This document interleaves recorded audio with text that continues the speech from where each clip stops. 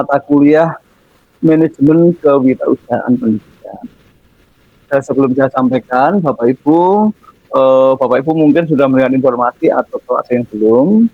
Jadi sejak bulan Maret ini 2024, Bapak Ibu Prodi Manajemen Pendidikan terakreditasi unggul. Kalau dulu A, sekarang unggul. Jadi kalau unggul itu artinya A+. Bapak Ibu kita bangga karena punya prodi yang baik. Itu Bapak Ibu mantap. Kemudian Bapak Ibu di tulisan ini nama saya adalah Willy, bukan Suri Widiasi, itu nama anak saya karena ganti ya Pak, harus dirimin ya.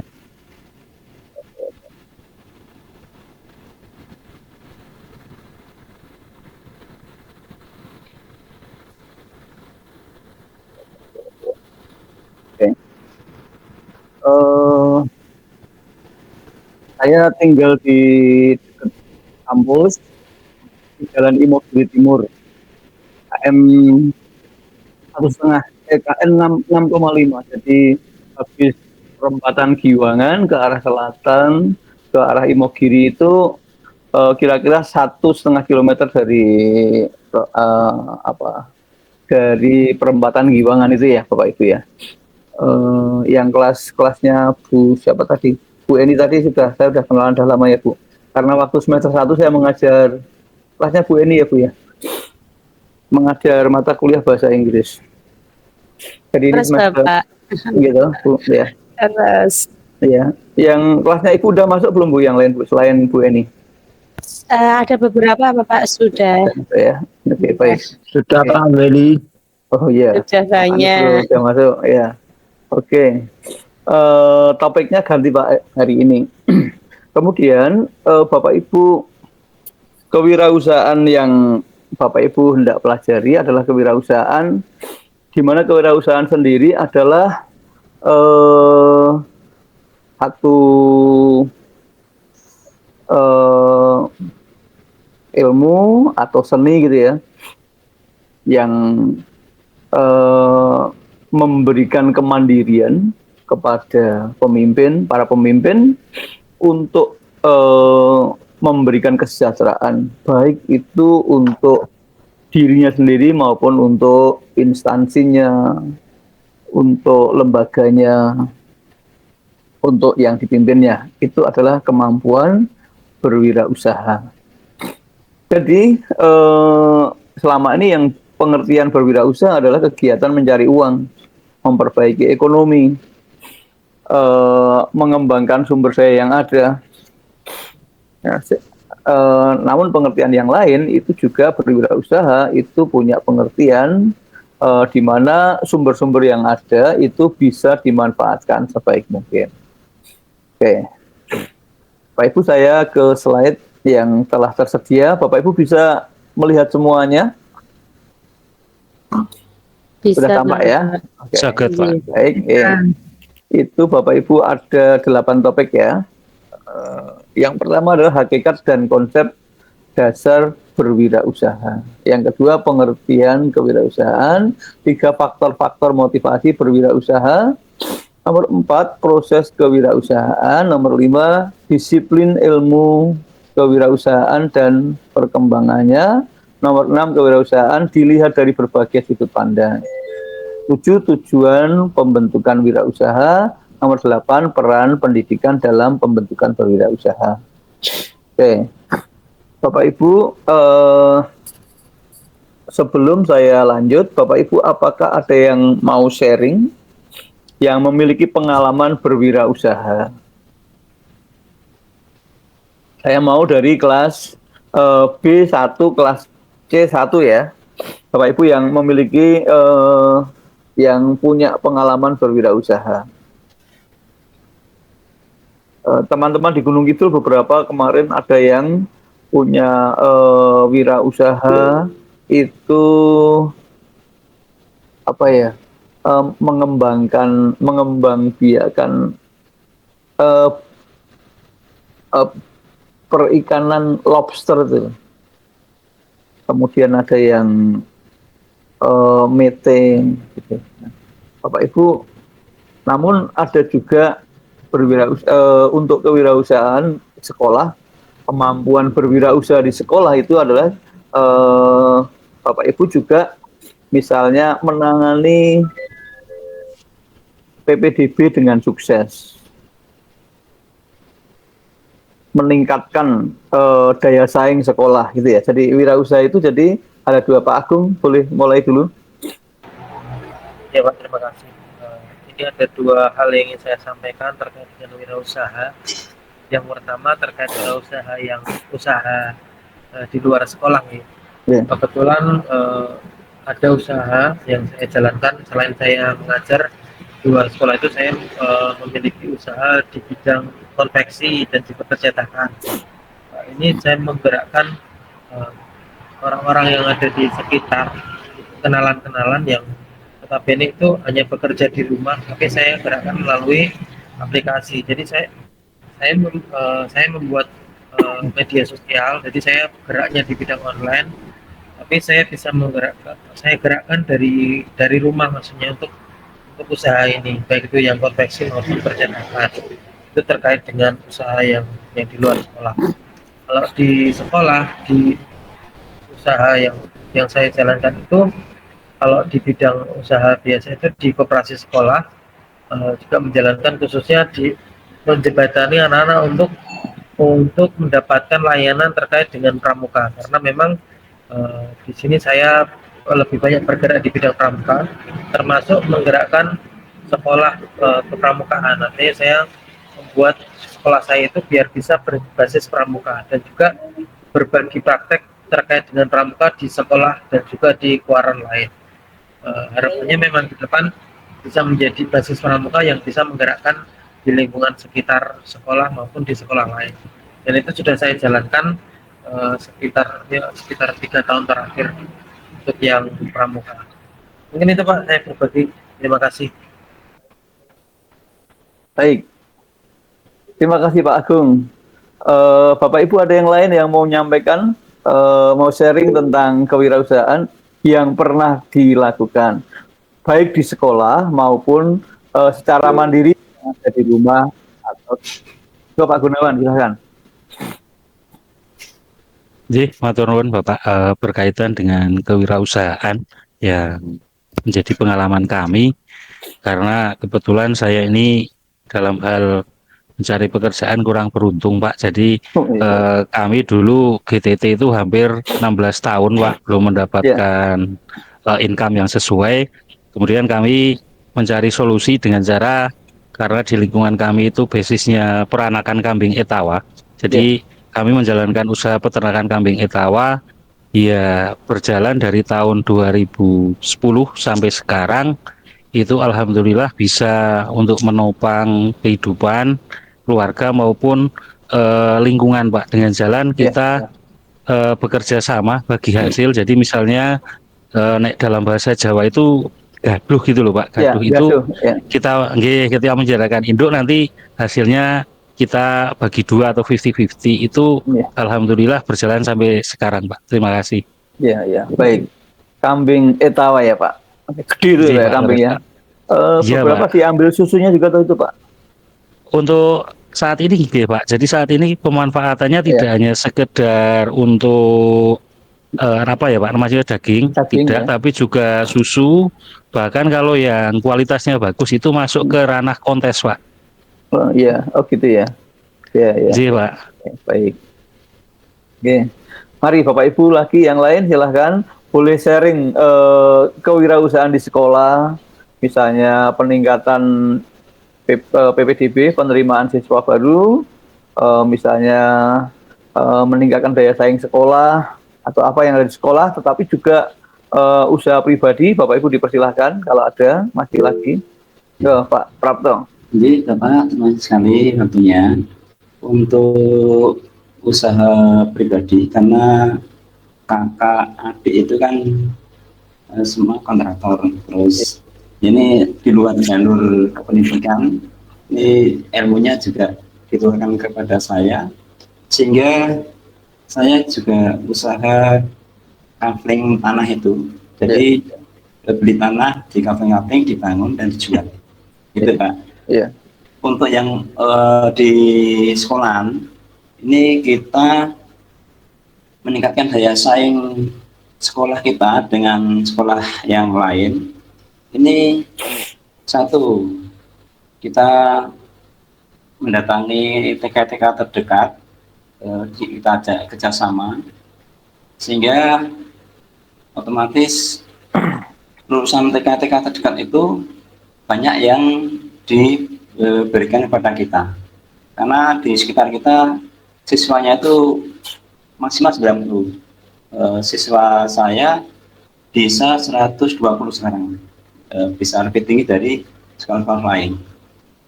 Itu Pak, sementara yang Iya. Pak Prapto, jadi sekolahnya Pak Prapto itu SD ya Pak? SD ya? SD, lalu SD itu punya murid sekarang berapa? 120 Pak? 20. 140 ya, dari kelas 1 sampai dengan kelas 6 ya Pak? 6 ya. 6, 140. Ya, sementara yang di sekitarnya kurang dari itu. Lalu strateginya datang ke TK-TK di sekitar ya Pak? Kerjasama Pak. Kerjasama dengan TK. Kerjasamanya bentuknya bagaimana Pak? Ya, kerjasamanya ini kita memberikan bonus kepada siswa yang baru itu. Iya. Berupa ini kaos olahraga Pak. Iya. Yang belum dilakukan oleh sekolah-sekolah lain. Ya. Diberi kaos olahraga pada saat masuk atau waktu masih TK Pak? Masih ini, masuk Pak. Oh, jadi kalau masuk kaos olahraga gratis ya Pak? Iya. Iya.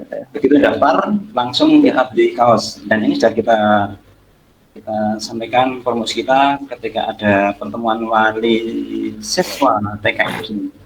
Iya. Di mana TK kita datangi sekitarnya. Iya. Baik Pak, terima kasih Pak. Bapak Ibu, mari silakan, ada lagi yang lain?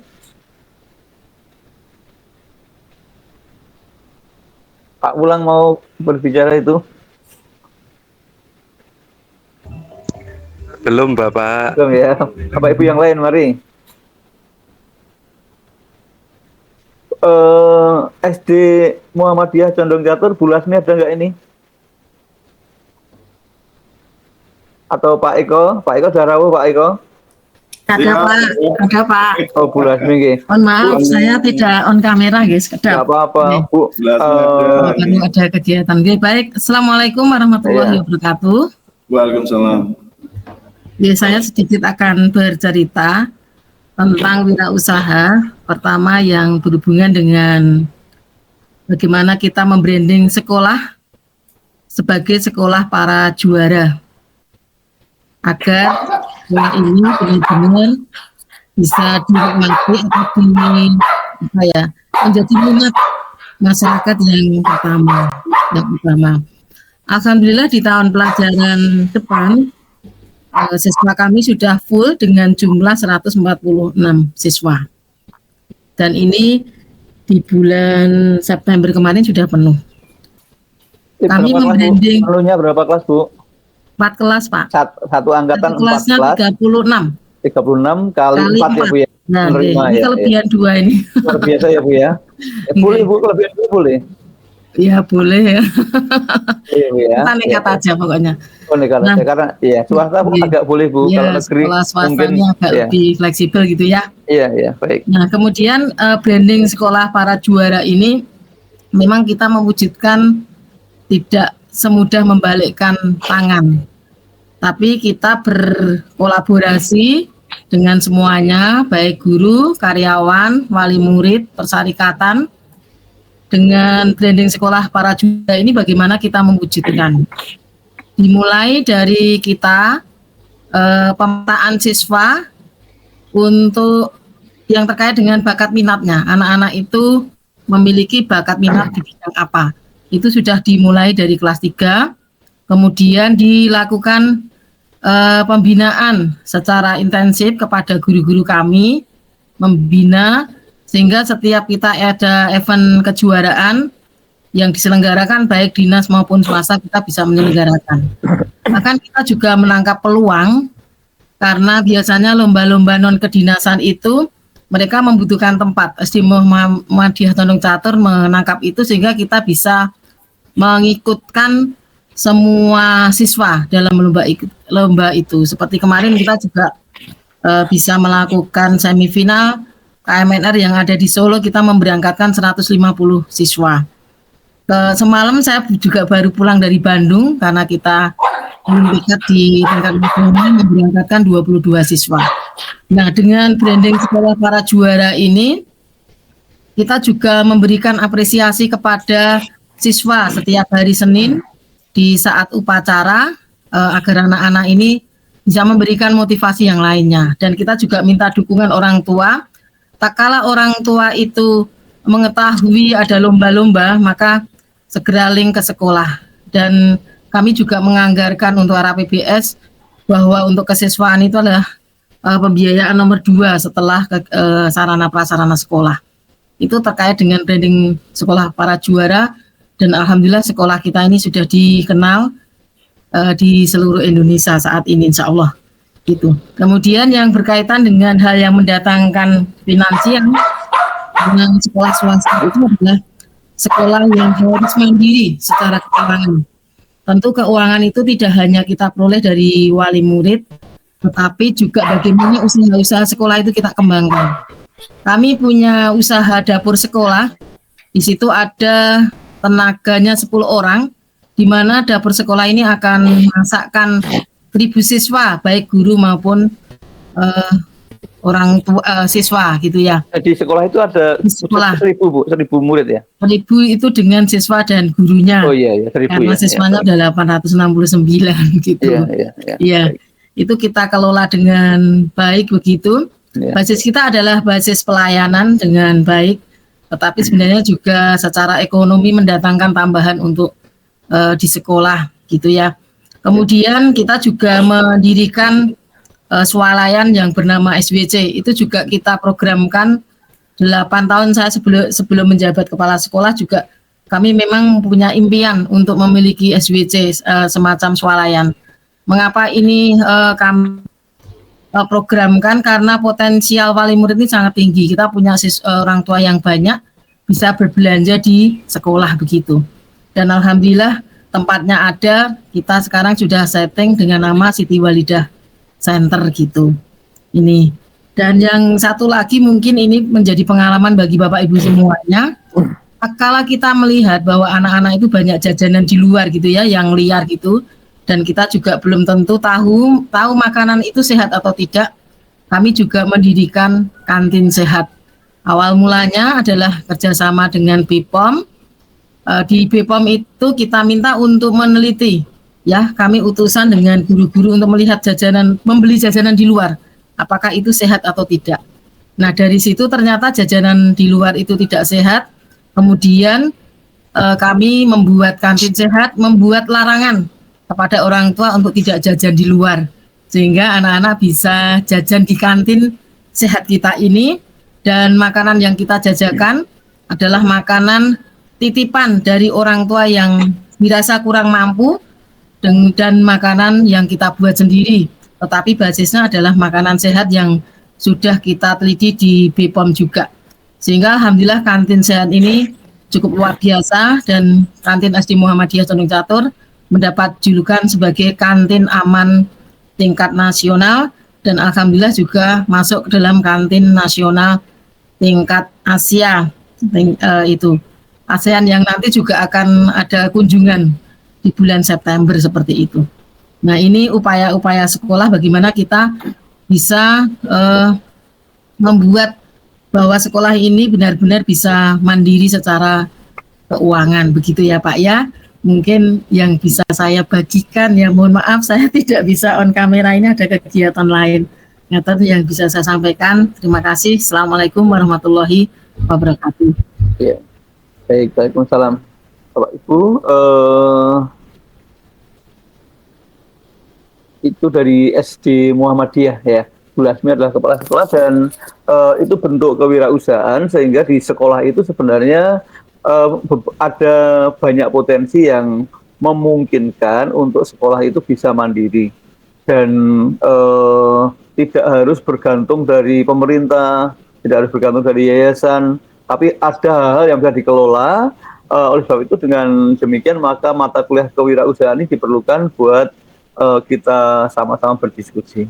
Bapak Ibu lagi, ada lagi yang lain?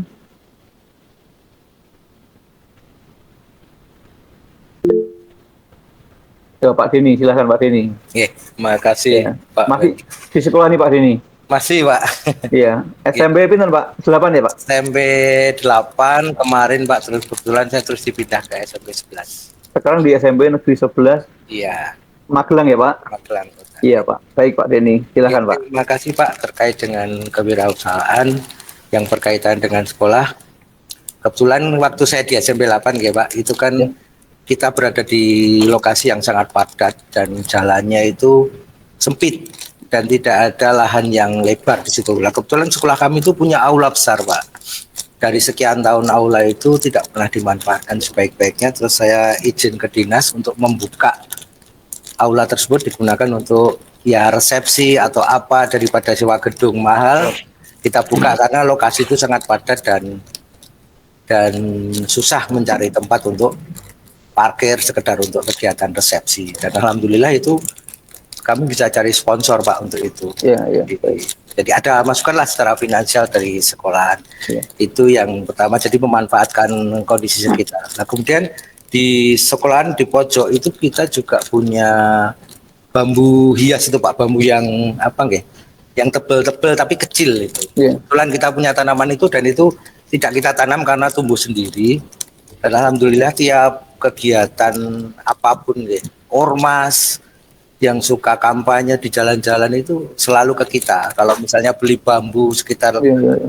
15.000 ya kita jual di situ 12.000 atau berapa, pokoknya di bawah harga, dan alhamdulillah itu juga lumayan lah buat masukan buat kita gitu. Jumlahnya banyak Pak bambunya Pak, kayak hutan bambu gitu. Ya jumlahnya mendatar Pak. Jadi Oh, iya, iya. kalau saya kan basicnya IPANG ya Pak. Kalau Iya. kalau setahu saya kan satu hari itu kan bisa 4 cm bambu itu pertumbuhannya. Iya. Kalau kita potong itu tunasnya udah naik lagi. Setahun itu udah, ya daripada kita capek membersihkan loh Pak, sambil dijual Iya, sambil dibersihkan. Iya, iya, iya.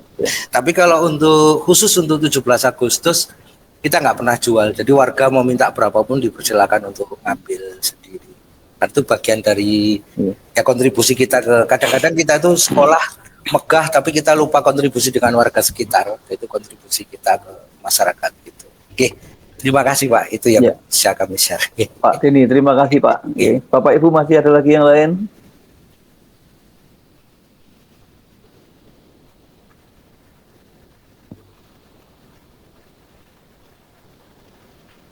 Oke, Bapak Ibu, kalau sudah, saya kembali lagi ke Pak Agung. Materi ini saya baca ya Pak, silakan.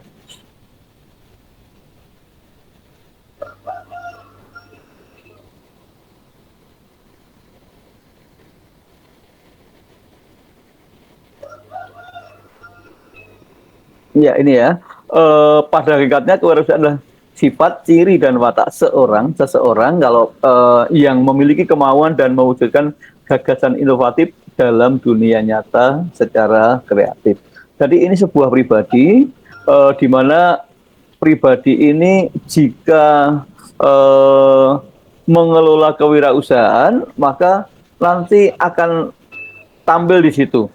Nah, orang-orang yang berwirausaha itu akan punya karakter-karakter yang dimana harus bekerja keras, dimana harus mengelola konflik dengan sebaik-baiknya, dimana itu harus mempunyai kreativitas yang tidak pernah berhenti.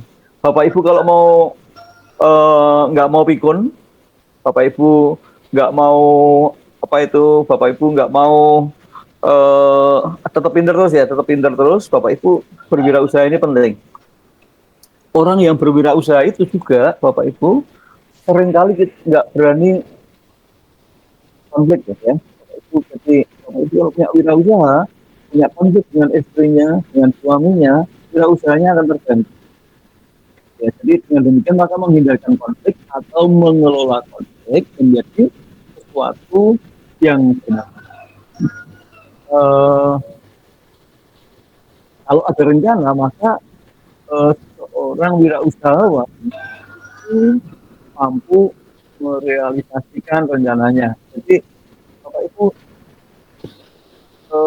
seorang wirausahawan itu punya konsep itu dituangkan dalam sebuah perencanaan, lalu perencanaan itu menjadi sesuatu yang bisa diimplementasikan. Ya, jadi satu yang real. Dari pertemuan Bapak Ibu, kalau Bapak Ibu rapat dan sebagainya, itu akan lahir sebuah konsep, ya, konsep dari planning, lalu planning jadi implementing, gitu ya, sehingga nanti menjadi satu tindakan yang orientasinya itu pada suatu kesuksesan.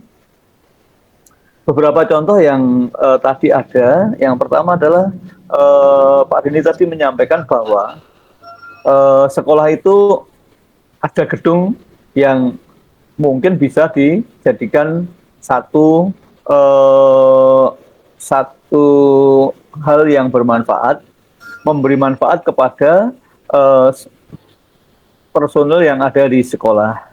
Kemudian dari Pak Agung tadi itu ada satu karya dari kepramukaan itu, ada kantin sekolah, kemudian juga secara pribadi menggerakkan masyarakat, di mana mereka bisa secara bersama-sama bekerja. Tempatnya bulan ini juga begitu. Banyak hal yang menjadi menarik karena melatih anak-anak menjadi para juara. Bapak Ibu, semoga Bapak Ibu dengan pertemuan seperti ini, Bapak Ibu bergabung dalam satu dunia pendidikan, di prodi manajemen pendidikan ini, Bapak Ibu, nanti banyak hal yang bisa kita dapatkan. Baik Pak, berikut Pak.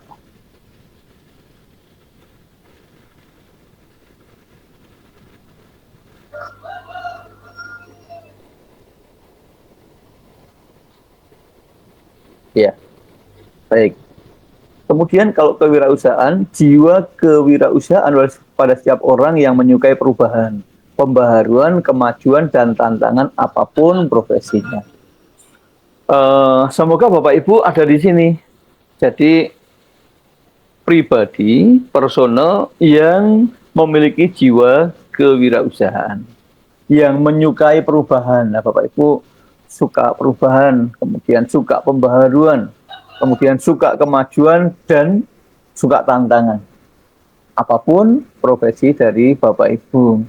Berani nggak Bapak Ibu memulai sesuatu seandainya Bapak Ibu, ini Bapak Ibu semuanya di bawah 30 tahun ya usianya ya.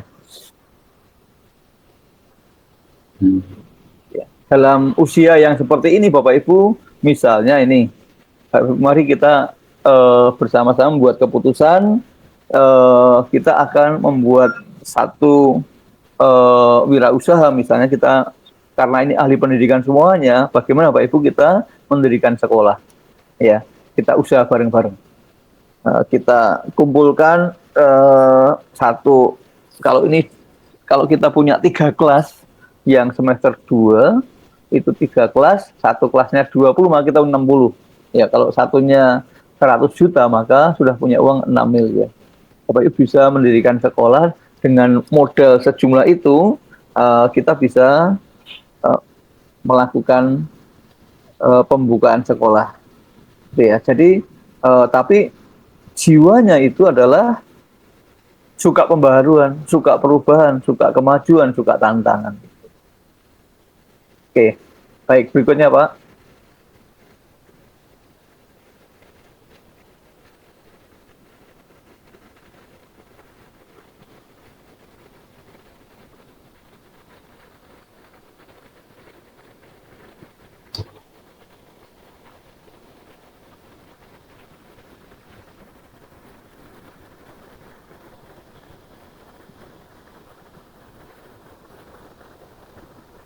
Slide berikutnya Pak Agung.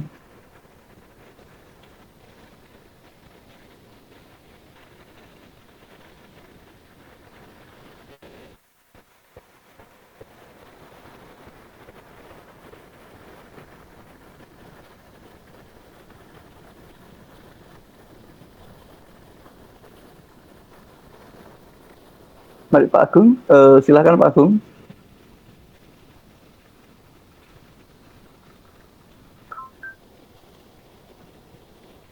Oh, terpental ya. Iya, ya, baik. Iya, pakai play saya bentar.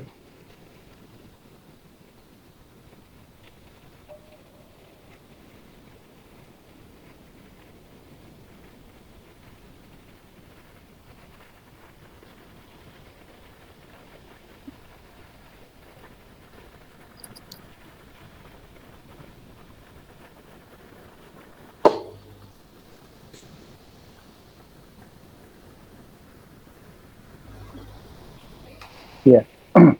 Hakikat dan konsep kewirausahaan nanti Pak Agung biar nyusul. Kewirausahaan adalah suatu nilai yang diwujudkan dalam perilaku yang dijadikan sumber daya, tenaga, penggerak, tujuan, siasat, kiat proses, dan hasil bisnis. Ya, pengertian dari Sanusi, kewirausahaan adalah satu nilai yang dibutuhkan untuk memulai sebuah usaha dan mengembangkan usaha. Ada satu pengertian seperti ini. Jadi kewirausahaan itu adalah usaha untuk memberdayakan sumber-sumber daya yang ada, yang tersedia, untuk mencapai kesejahteraan untuk diri sendiri maupun untuk keluarganya atau untuk orang lain. Jadi sumber-sumber daya yang tersedia itu apa? Nah, Bapak Ibu, kalau kita lihat sumber daya, maka beberapa dikenalkan dengan istilah 3M, 5M gitu ya. Jadi ada manusia, material, money. Jadi kalau Bapak Ibu di sekolah, maka modal yang ada, jadi yang ada adalah Bapak Ibu ada teman-teman guru, ada karyawan, lalu ada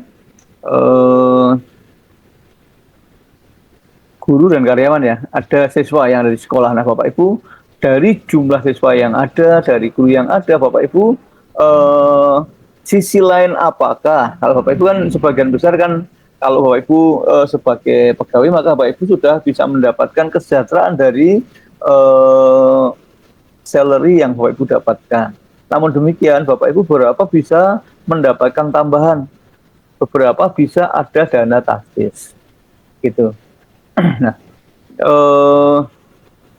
beberapa sekolah bisa mengadakan, kepala sekolah bisa mengusahakan karena kemampuannya berwirausaha itu, sehingga sekolah yang tadinya tidak ada kendaraan operasional, maka bisa mendapatkan kendaraan operasional. Beberapa saat ada air minum tertentu gitu ya, air minum kemasan merek tertentu itu, mereka datang ke sekolah-sekolah dan menawarkan, kalau sekolah mau beli mobil, kami akan belikan mobil, gitu ya. Beberapa dari biro tur itu juga menawarkan kalau sekolah mau kendaraan, mau mobil, mau kelengkapan LCD, bisa kita belikan. Nah, Bapak Ibu, ada tawaran yang memungkinkan, apakah Bapak Ibu bisa ambil? Namun demikian, Bapak Ibu bisa, yang Bapak Ibu lakukan itu adalah bertujuan untuk memberikan kesejahteraan untuk orang banyak, bukan untuk pribadi gitu. Jadi itu kemampuan Bapak Ibu dalam berwirausaha. Kemudian berikutnya,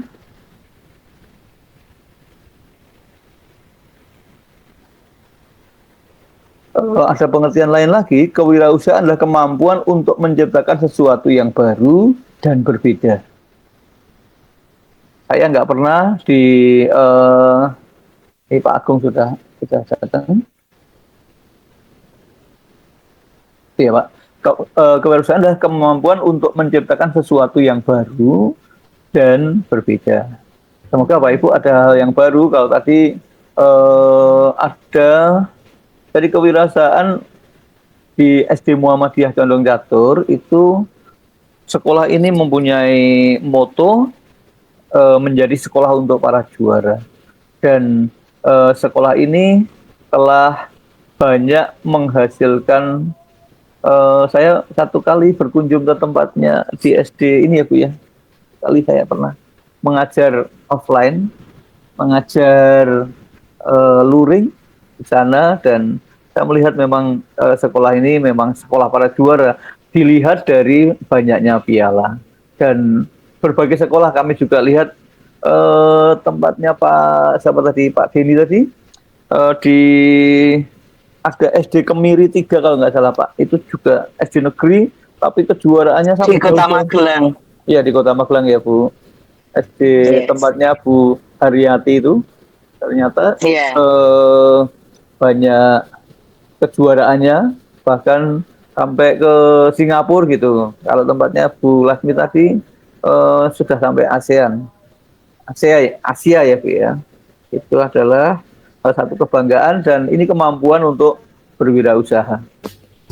Teruskan lagi, kewirausahaan adalah suatu proses penerapan kreativitas dan keinovasian dalam memecahkan persoalan dan menemukan peluang untuk memperbaiki kehidupan usaha. Nah, Bapak Ibu juga di sisi lain dalam hal kewirausahaan sekarang ini Bapak Ibu kita bisa melihat banyaknya peluang usaha yang sekarang ini marak. Usaha kuliner itu macam-macam. Kalau saya jalan itu anak-anak kan ini udah mau liburan Bapak Ibu ya. Puasanya Bapak Ibu jatuh di hari Selasa apa Rabu? Selasa. Selasa ya. Senin, Senin ya. Oh, ada yang Senin dan Selasa ya. Ya, baik. Jadi sudah puasa. Oke, berarti kalau jalan sudah nggak bagus ya Bu. Jadi kalau jalan ya Sabtu Minggu ya, karena Senin sudah mulai puasa. Oke.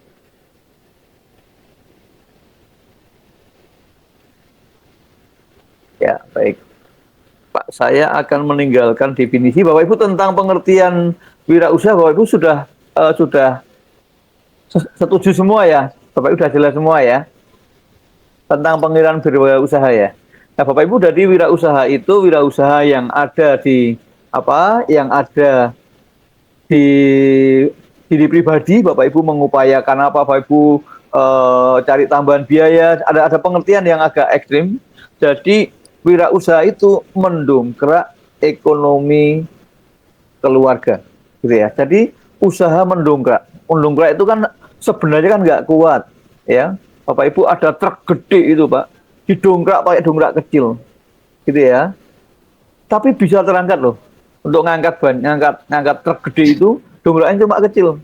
Nah Bapak Ibu, seringkali kita ini juga ketemu, yang kita ini juga nggak kelihatan gede-gede amat sih, ya. Tetapi ada power, ada kemampuan yang ternyata bisa mengangkat tinggi, kuat, ya, dan nggak terlalu beban. Bapak Ibu juga kita bisa melihat para pebisnis itu bagaimana mereka menjadi orang-orang yang hebat-hebat dan menjadi orang-orang yang punya potensi yang besar. Nah, oke, gitu ya Pak Ibu ya. Oke, Bapak Ibu ada yang mau nambahkan, ada yang mau menyampaikan sesuatu, silahkan.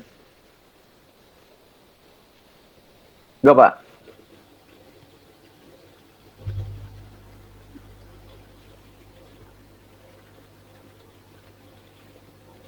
Oke, baik. Bapak Ibu kalau nggak ada, menurut Carol Nur, proses kewirausahaan diawali dengan inovasi. 3 faktor yang mempengaruhi munculnya inovasi. Yang pertama lingkungan, yang kedua keluarga, yang ketiga organisasi. Gitu ya. Nah Bapak Ibu, teman-teman yang tinggal di daerah perikanan, kalau di daerahnya Prof. Priyoko itu di daerah Turi itu dekatnya namanya Cangkringan. Bapak Ibu sudah tahu ya. Itu banyak yang yang budidaya ikan macam-macam. Nah, lingkungannya itu budidaya ikan, maka bagi tetangga kiri kanan lingkungan itu, maka kalau mereka juga ikut budidaya ikan, hal yang wajar karena terbawa pada lingkungan. Nah, Bapak Ibu juga kalau kita pergi ke mana? Kaliurang itu banyak orang yang jualan jadah sama tempe ya, tempe bacem itu ya Bapak Ibu ya, sama serundeng itu.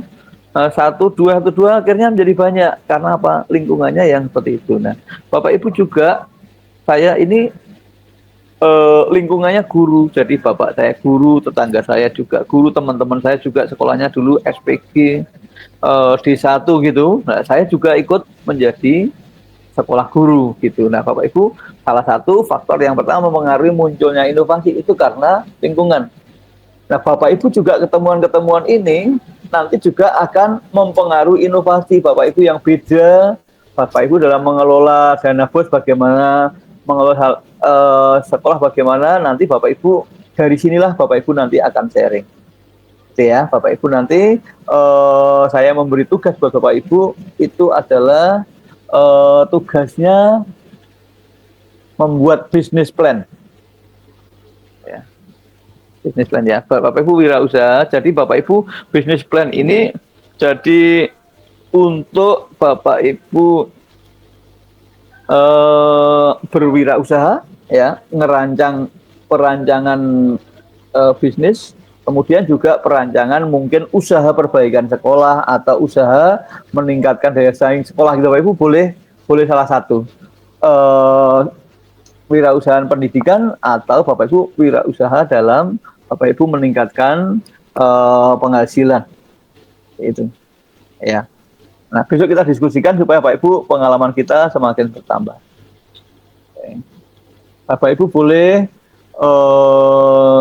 berkelompok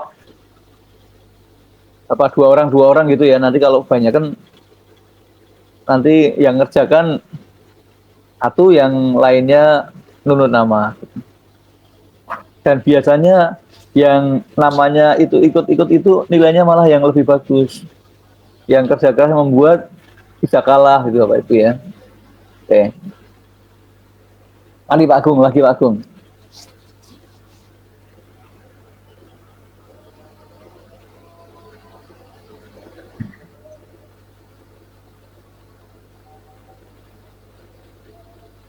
Ya, oke. Kewirausahaan ini tahap-tahapnya. Ya, Bapak Ibu, di Indonesia ini iklimnya sangat bagus dan sangat mudah. Pemerintah sangat baik untuk Bapak Ibu bisa masuk ke dunia usaha. Ya, sangat bagus kenapa? Dan sangat mudah kenapa? Sangat baik kenapa? Seandainya Bapak Ibu selesai kuliah ini, nanti langsung membuat rumah makan, membuat pasang tenda, langsung didirikan di tempat tertentu, Bapak Ibu langsung bisa berwirausaha, yang lain nyusul bisa kok, gitu ya. NIB itu diurus setelah pekerjaannya jalan bisa. Satu kali saya mau mendirikan sekolah, saya datang ke Kepala Dinas Pendidikan. Kebetulan dulu juga mahasiswa, saya bilang, Pak, saya itu mau mendirikan sekolah Pak. Saya izinnya bagaimana gitu. Nah, Kepala Dinas bilang, Pak, jalan dulu saja. Nanti tuas ngedek ke sekolah nggak punya murid. Lebih baik jalan dulu, nanti semua surat nanti saya dukung, saya bantu. Nah, Bapak Ibu, ya gitu jalan. Artinya apa? Iklim usaha di Indonesia itu bagus. Itu ya Bapak Ibu. Ketemu orang yang, Pak, saya dulu tuh ahli angkringan. Saya ngerti cara ngitung angkringan dan cari untung, lalu cari tempat yang strategis, lalu makan apa yang diminati oleh masyarakat. Nah, Bapak Ibu ketemu orang yang seperti ini, Bapak Ibu kalau tangkap, besok sore Bapak Ibu mulai, itu sudah bisa jalan. Nah, hal seperti ini nggak sama dengan negara-negara yang lain. Bapak Ibu kalau ada di Singapura, ini teman-teman yang dari Muhammadiyah Condong Catur habis pulang dari Singapura bulan Desember kemarin ya. Bapak Ibu kita besok ke Singapura mau ke Thailand ya, kita ngikut ya Bu. Kelihatannya Bu Purnami bentar lagi akan menyampaikan. Jadi nggak seperti ini Bapak Ibu kalau ada di luar, di negara-negara di luar negeri gitu ya. Anak saya itu sekolah di Amerika, sekolahnya itu SEP itu sekolah masak ya. Sekolahnya itu sekolah Paris tetapi dibuka di Amerika gitu. Lalu saya bilang, lah sudah lulus kuliahnya kenapa nggak buka warung ada di Amerika, apa di Los Angeles atau di Denver? Saya bilang gitu kan. Di sini buka warung susah, standarnya banyak, jadi lalu alat-alatnya juga harus banyak. Kalau buka warung itu harus punya freezer yang gede-gede itu, berapa gitu. Kemudian semua itu dari dinas kesehatannya di Amerika itu dia akan turun dan dia akan ngecek semuanya. Dan pengajuan itu 1 tahun diajukan, itu nanti baru turun setelah sterilisasi katanya. Susah. Nah, tetapi di Indonesia itu iklim usaha itu Bapak Ibu bagus, mudah, bisa mulai dulu gitu ya, langsung jalan. Beberapa banyak pengusaha yang usahanya itu belum berizin, ya. Walaupun pemerintah janji loh, ya kalau dokumenmu lengkap, 5 menit izin jadi, gitu ya. NIB itu 5 menit diupload keluar. Jadi iklimnya sangat mudah. Oke, nah tahap mulai itu yang pertama itu sebenarnya niat. Gitu. Beberapa orang menanyakan kok nggak modal dulu Pak, kok niat dulu gitu. Nah, niat ini penting dan dianggap nomor 1 karena ketika seseorang itu punya niat maka modalnya bisa belakangan. Bahkan beberapa itu orang nekat, orang bisnis nggak pakai modal. Nah, dulu sering ada seminar di spanduk-spanduk itu ditulis ada seminar bisnis tanpa modal, ada seminar Anda dalam waktu 1 bulan itu sudah jadi orang kaya gitu ya, macam-macam seperti itu. Nah, itu nomor 1 itu adalah niat. Satu kali saya itu mau lihat apartemen itu ya di Jogja itu ternyata apartemen banyak, tapi ada satu yang lain daripada yang lain. Secara umum apartemen itu kalau itu studio itu artinya 1 kamar saja, 1 ruangan saja gitu ya. Ada kamar mandinya, ada dapurnya, itu sekitar harga 400-an juta. Kalau 2 kamar itu 800-an juta gitu ya. Tapi ada satu yang saya lihat itu ini harganya kok beda. Harganya hanya 120 juta.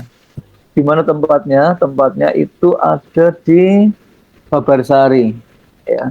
Nah, Bapak Ibu ada mapnya, ada gambarnya itu bagus. Lalu saya bisa lihat dari pengalaman gitu ya. Apakah beli apa enggak? Tidak tahu, yang penting itu saya jalan, lalu saya sampai di Babarsari, lalu saya ikutin map itu. Nah, sampai satu kali saya sudah berhenti, mapnya sudah menunjukkan tempatnya, ternyata ketika saya sampai di situ, gambar-gambar itu semua nggak ada. Padahal pintu masuknya bagus, gambar pintunya bagus, sampai di situ nggak ada. Terus saya mau tanya siapa, saya nggak ngerti. Ini kayaknya cuma kampung, kok di situ gambarnya apartemen gitu. Nah, terus habis itu kalau nggak ketemu, terus saya coba tanya ke toko material, biasanya tahu. Lalu saya pergi ke toko material. Ketika saya pergi ke toko material, di toko material itu saya tanya di mana itu tempatnya ada apartemen gitu. Lalu orangnya bilang nggak ada apartemen. Ada apartemen Pak, memang sedang dibangun. Saya lupa namanya apa gitu, tapi belum mulai dibangun.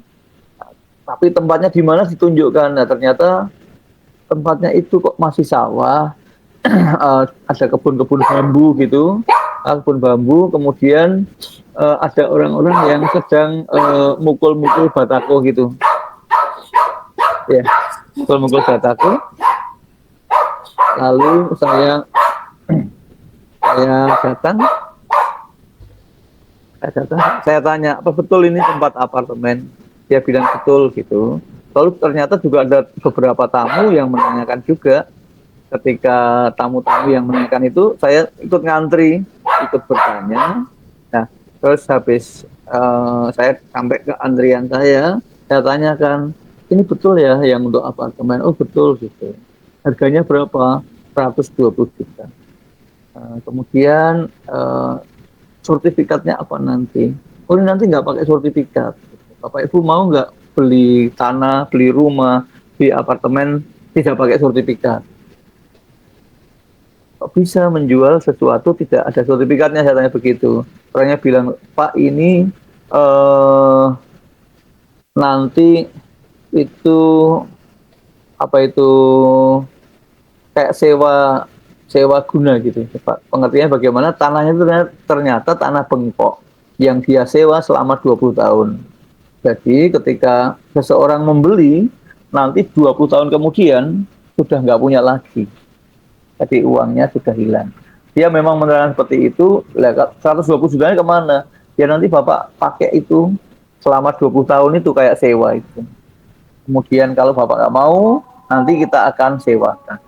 Bapak Ibu, rupanya basis dari pembuat apartemen ini, mereka ini membuat apa ini? Mereka membuat pekerjaan, tetapi mereka sebenarnya tidak memakai modal atau dengan modal serendah-rendahnya. Gitu ya. Jadi dengan orang yang punya niat, maka sebenarnya bisa mewujudkan sebuah pekerjaan.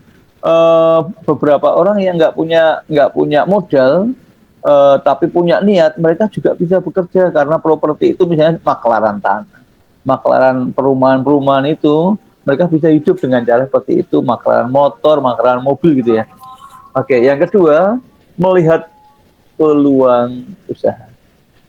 Pertama niat, dua melihat peluang usaha, yang ketiga memilih jenis usaha.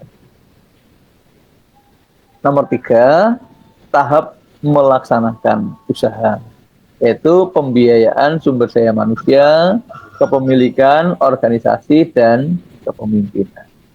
Oke, baik. Bapak Ibu, saya belum meneruskan dulu. Bapak Ibu, kalau ada yang mau disampaikan, mau ada pertanyaan, dipersilakan.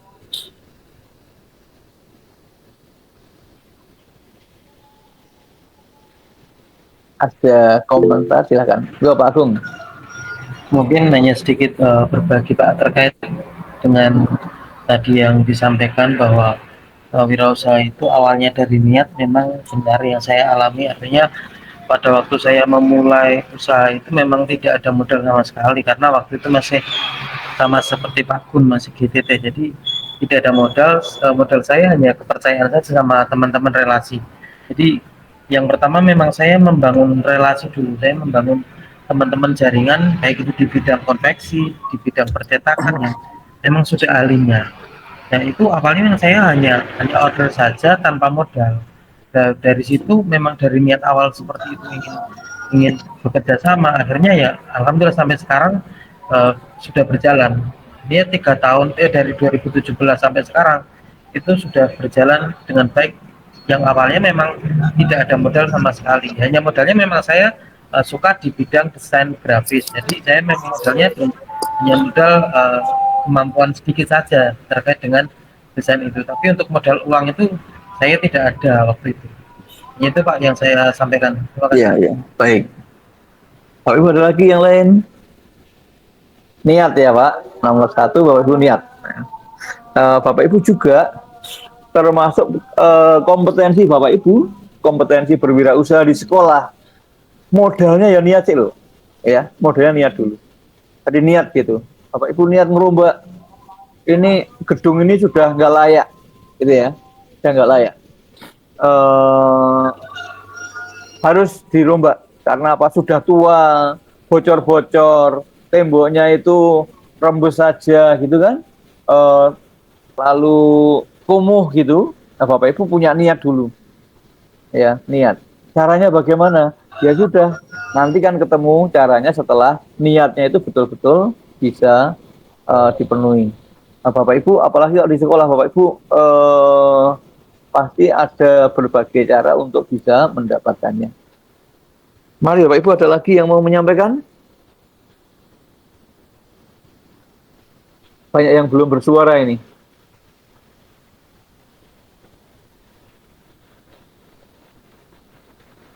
Ya. Kemudian yang ketiga itu mempertahankan usaha. tahap di mana wirausahaan melakukan analisa perkembangan yang dicapai untuk ditindaklanjuti sesuai dengan kondisi yang dihadapi. Bapak Ibu mempertahankan usaha seringkali memang seharusnya apa yang sudah ada, apa yang pernah kita miliki, apa yang pernah kita kerjakan itu dipertahankan. Tapi tidak semuanya bisa. Nah, Bapak Ibu, saya ini termasuk orang yang tidak mempertahankan usaha. Saya ini lahir di Klaten, lalu orang tua dulu ada usaha pertanian dan ada usaha tenun kayu itu namanya ATBM. Jadi alat tenun bukan mesin itu buat mori itu loh, buat mori, buat serbet, buat selimut gitu. Itu nggak bisa kita pertahankan ketika tahun 70-80 mungkin ya, kelihatannya tahun-tahun itu ekonomi susah, Bapak Ibu. Pada waktu itu perekonomian nasional berat, bank juga belum semaju sekarang, seramai sekarang. Tadi nggak ada dukungan bank, kalau nggak punya uang ya sudah selesai. Kemudian alat transport juga belum banyak, sehingga kalau dari Klaten itu jual hasil itu masih banyak yang diangkut pakai sepeda, dinaikkan di bronjong itu dengan berbagai risiko. Ya, jadi kalau udah selesai pekerjaannya jual ke kota, ke Solo itu. Baru beberapa tahun kemudian muncul ada call yang lama-lama itu.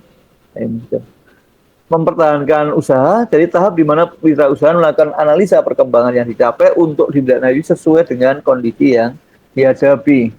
Kemudian yang kedua itu mengembangkan usaha.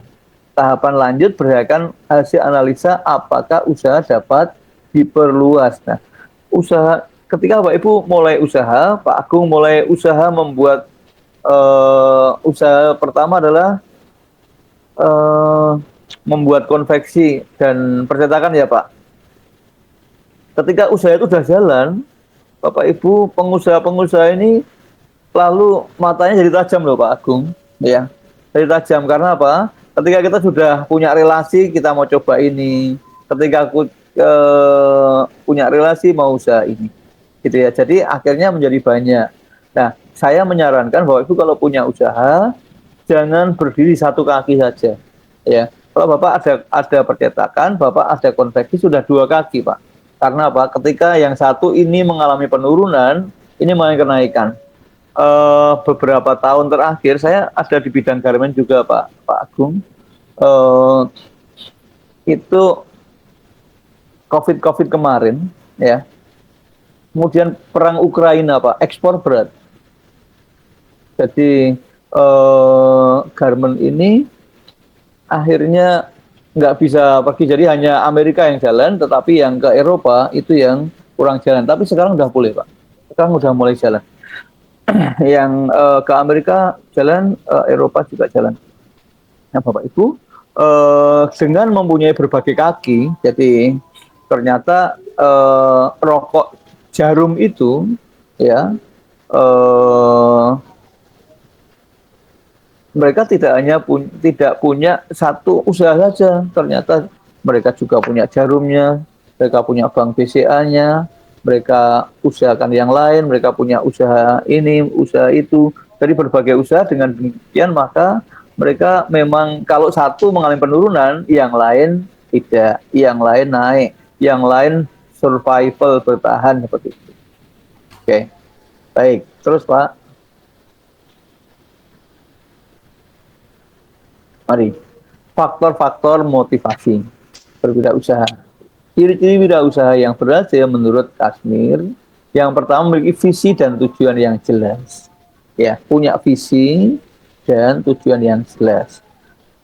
Mempunyai inisiatif dan proaktif. Tidak hanya menunggu tapi juga menjemput bola. Berorientasi pada prestasi. Berani mengambil risiko. Bertanggung jawab, komitmen, mengembangkan dan memelihara relasi. Jadi Bapak Ibu punya visi. Visinya apa? Membangun sekolah untuk para juara, gitu ya. Itu membangun visi. Bapak Ibu, saya ini hampir nggak pernah nonton TV, nggak serius nonton TV gitu ya. Karena apa? TV-nya sudah di booking sama istri. Jadi mau nonton apa ya sudah lihat-lihat di HP apa di laptop gitu ya. Jadi nggak pernah nonton. Tapi satu hari itu saya kok pas nonton gitu ya. Saya pas menghadapi satu acara, yaitu acara Cake Andi. Ketika saya menonton acara itu, saya biasanya nggak perhatikan juga, itu kok saya memperhatikan. Ada seorang pemuda disebut oleh Cake Andi ini dreamer gitu ya. Ini pemimpi, dia pemimpi. Dan a dream is coming true gitu ya. Jadi mimpinya sudah bisa menjadi sebuah kenyataan. Nah, si pemuda ini tinggal di kos-kosan di Bandung, di tempat kos ya. Ketika dia tinggal di tempat kos-kosan itu digambar beberapa gambar mobil. Ya. Gambar mobil, ada 3 gambar mobil yang dia pasang di situ. Gambar mobil yang dia pasang itu seperti itu ya. Jadi kalau ada datang itu gambar mobilmu bagus ya, impianku gitu. Kemudian ada hal yang ekstrim satu lagi, yaitu punya tabungan dalam BRI. Dia buka tabungan, buka rekeningnya dengan angka pembukaan rekening itu 100 ribu. Ya, angkanya 100 ribu. Angka ribu itu ketika sampai di rumah ditambah tambahan sehingga angka 100 itu ditambah angka 6. Nah, tambah nolnya 6. Bapak itu ribu dan tambah 06 jadi berapa rupiah itu Bapak? Ribu tambahi nolnya 6. Betul Bu. 100 ribu tambahi 06. Berapa? Miliar ya? Miliar. Ya. Karena nolnya menjadi berapa itu? Jumlahnya itu ya. Nah, Bapak Ibu ditanya oleh si Andi apa namanya ya, dia tanya, nah itu kalau kamu ada tulisan seperti itu bisa nggak uangnya diambil di BRI? Ya nggak bisa dia. Mana mungkin ini tulisan saya sendiri, malah dimarahin sama bank mungkin saja. Gitu. Anak ini punya ide kreatif dengan mengutak-atik komputernya. Dia punya laptop, yang dia di situ yang ada orang yang ngajari bisnis cari duit dengan menggunakan laptop itu dia kerja dan akhirnya orang ini berhasil menciptakan satu program di mana kalau pulsa itu ternyata itu yang dia buat adalah membuat pulsa elektronik, di mana seseorang yang membeli pulsa tidak harus beli. Kalau dulu kita beli pulsa itu kan dapat kartu gitu, lalu ada item-item itu digosok dulu ya tutupnya kan. Bapak Ibu pernah ngalami nggak? Digosok-gosok itu kartunya, lalu ada angka berapa dimasukkan ke dalam kartu baru jadi pulsa gitu ya. Nah, Bapak Ibu sekarang kita mudah, kita bisa beli pulsa sewaktu-waktu dan Bapak Ibu dimanapun berada gitu ya.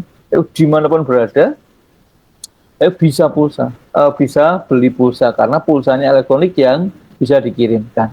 Jadi ketika dia punya visi ini, Bapak Ibu, impian yang tadinya hanya merupakan gambar tempel, uang yang diketik di dalam rekening tabungan itu akhirnya bisa didapatkan ya. Beberapa yang bisa dia dapatkan, dia bisa dapat mobilnya, dia dapat bagian uangnya. Oke, jadi ciri perwira berhasil itu adalah memiliki visi dan tujuan yang jelas. Yang kedua, inisiatif dan proaktif.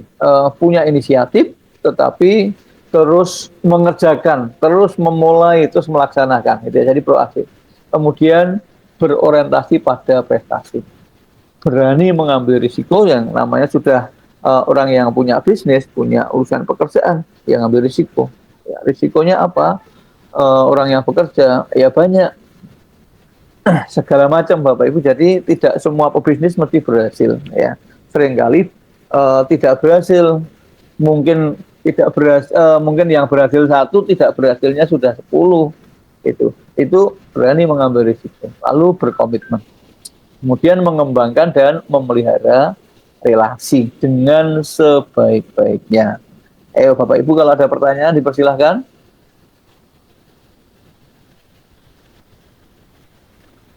Boleh saya Pak? Pak Pratos, oke Pak, enggak Pak. Terima kasih. Tadi di awal di kuliah ini adalah kewirausahaan. Terus itu tidak selalu berhubungan dengan finansial. Nah, yang dibahas banyak sekali ini saya lihat semua berhubungan dengan finansial. Mohon contoh yang sangat konkret Bapak, yang tidak berhubungan dengan finansial, berhubungan dengan kemajuan sekolah Bapak. Ya. Bapak Ibu ada yang bisa membantu menjawab Pak Prapto, silahkan.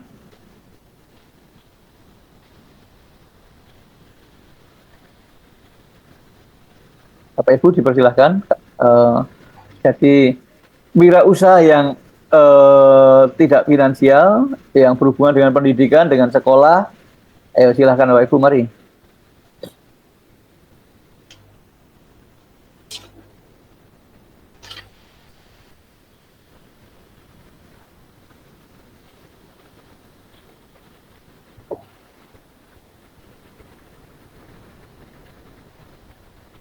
Oke, Pak Eko mana nih Pak Eko?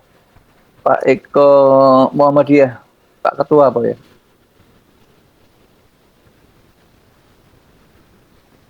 Jadi kewirausahaan yang berhubungan dengan pendidikan, pengembangan pendidikan, perbaikan pendidikan, meningkatkan pendidikan ya, yang usaha sekolah. Bapak Ibu silakan. Baik Pak Prapto, kalau ini teman-teman nggak ada yang menjawab, saya menjawab ya Pak Prapto ya. Iya. Ya. Oke, tadi Pak Denny sudah menjawab tadi. Salah satunya adalah di sekolah itu ada apa tadi? Ada aula. Aulanya nggak dipakai gitu ya Pak. Nah, aula yang nggak dipakai ini lalu bisa dimanfaatkan untuk apa itu kepentingan sekolah karena ada penghasilan. Kemudian yang kedua, sekolah yang berbasis pendidikan, yang sekolah berbasis untuk kejuaraan tadi, menjadi juara di Asia Tenggara gitu ya Pak, itu adalah usaha-usaha kewirausahaan untuk kepentingan sekolah. Lalu Pak Sinten, Pak Gunawan ya, yang sekolahnya muridnya menjadi banyak itu Pak, misal 20 karena beliau bepergian ke TK tadi ya Pak? Saya sendiri Pak. Oh jadi Pak Prato Pak, Bapak itu sudah gitu Pak? Saya nggak tahu itu termasuk kewirausahaan. Pak. Jadi itu kompetensi Bapak sebagai guru atau kepala sekolah, kompetensi berwirausaha itu Pak. Pak Prato betul itu Pak? Disepakati Pak? Oh disepakati Pak. Ya, jadi itu ya. Bapak Ibu ada yang lain, mari silakan. Pak Darmono. Izin bertanya Bapak. Iya Pak, silakan. Tadi di awal sempat disampaikan bahwa memang beberapa waktu lalu itu memang ada apa ya, semacam kayak kerjasama antara perusahaan dengan sekolah, misalkan perusahaan minuman air mineral itu, ya, betul, sekolah membutuhkan fasilitas tertentu. Ya. Tetapi untuk di tempat kami Pak ini di tingkat SMA ini kan regulasinya di provinsi itu ternyata tidak boleh Pak di dalam regulasi itu. Iya. Nah ini padahal yang kami memang betul-betul misalkan ini memang ya bukan untuk kekayaan pribadi tetapi untuk apa meningkatkan fasilitas dan sebagainya, karena sekarang kan nggak mungkin misalkan untuk sekolah itu ada anggaran untuk beli mobil dan sebagainya kan nggak mungkin. Nah itu bagaimana Pak kalau bertentangan dengan regulasi itu? Oke, matur nuwun. Iya, iya, iya, iya. Pak, mari bapak-bapak yang lain dipersilahkan, ibu-ibu. Bagaimana? Pak Darmono ngasih di mana Pak? Lupa saya tadi. Purworejo ya Pak? Saya di SMA 1 Magelang. Oh SMA, oh iya iya Pak, aku lupa ya Pak, SMA Negeri 1 Magelang, iya iya iya. Oke. Baik, Pak. Regulasinya nggak boleh kalau Bapak juga kan nggak boleh loh Pak Ganjar loh Pak. Bali dulu banyak loh, nggak boleh ya Pak. Tapi sekarang ini mulai Pak. Sekarang mulai. Jadi kemarin jadi Jawa Tengah mulai ada beberapa sampel Pak dari jalan beberapa. Saya lihat ada 5 Semarang, SMA 12 Semarang, ada 5 sekolah akan jalan Pak. Jadi nanti akan dimulai lagi. Oke, baik Pak. Alhamdulillah ya. gitu. Iya Pak. Karena kemarin ini Pak, kemarin kan yang sudah berjalan pada waktu itu karena ada pergantian dari kota ke provinsi, kan ada beberapa yang terus akhirnya bermasalah itu Pak. Iya. Betul. Ada yang sudah jalan ditelepon suruh balik juga Pak dulu waktu itu. Betul. Pernah kan? Iya betul. Ya, ada yang di SMA Negeri 1 Dempet Demak Pak, itu sudah jalan, sudah pergi, sudah pulang, ya Pak. Lalu dipanggil kepala sekolahnya sama kepala sekolahnya sama panitianya. Oke. Ya. Ya ini artinya pendidikan dan bisnis deh Pak, karena memang nggak bisa dipisahkan. Nah, kenyataannya saya ketemu seperti itu. Nah, Bapak Ibu, sekolah butuh mobil, gitu kan? Air mineral datang menawarkan mobil. Syaratnya apa? 1 hari anak Rp500 ya, Pak. Rp500. Jadi Rp500 kalau sekolah itu masuk SMA itu kan masuknya 20 hari. Jadi 1 bulan tambah 10.000 Pak sebenarnya. Nggak terlalu mahal juga ya. Tetapi saya lihat juga ada beberapa sekolah yang saya berkunjung udah dapat Pak, udah dapat mobil Hiace, ada yang dapat mobil EPV gitu, ada yang dapat mobil Grand Max gitu, ya macam-macam. Iya, itu macam-macam. Tapi sudah dapat. Ya. Dan anak-anak itu kan uang 10.000 juga sebenarnya juga nggak terlalu berat. Kemudian dapatnya juga air mineral, air bersih. Anak-anak kalau minum di situ sudah cukup. Karena kalau enggak anak-anak itu ke belakang, itu ke kantin itu minumnya Pak, kopi, kemudian air buah tapi olahan yang gulanya saya nggak tahu seperti apa gitu. Nah mungkin yang lebih sehat itu, tapi wawasan ini kan kadang-kadang seringkali berbeda itu. Nah LSM itu kalau sudah ngungkit itu kan betul, Pak. Iya, dia semau-maunya sendiri. Pernah Pak itu Pak pengalaman. Iya Pak. Iya. Bapak Ibu, mari ada yang lain yang mau menyampaikan? Sudah jam 12.20 Pak. Oke. Baik Pak, saya kalau terima kasih diingatkan waktunya. Bapak Ibu untuk minggu depan jamnya sama juga nggak apa-apa. Bagaimana dengan yang kelas AB mau bersatu juga boleh, kalau tidak juga saya juga ngikut saja ya. Oke, terima kasih Bapak Ibu. Selamat siang. Assalamualaikum warahmatullahi wabarakatuh.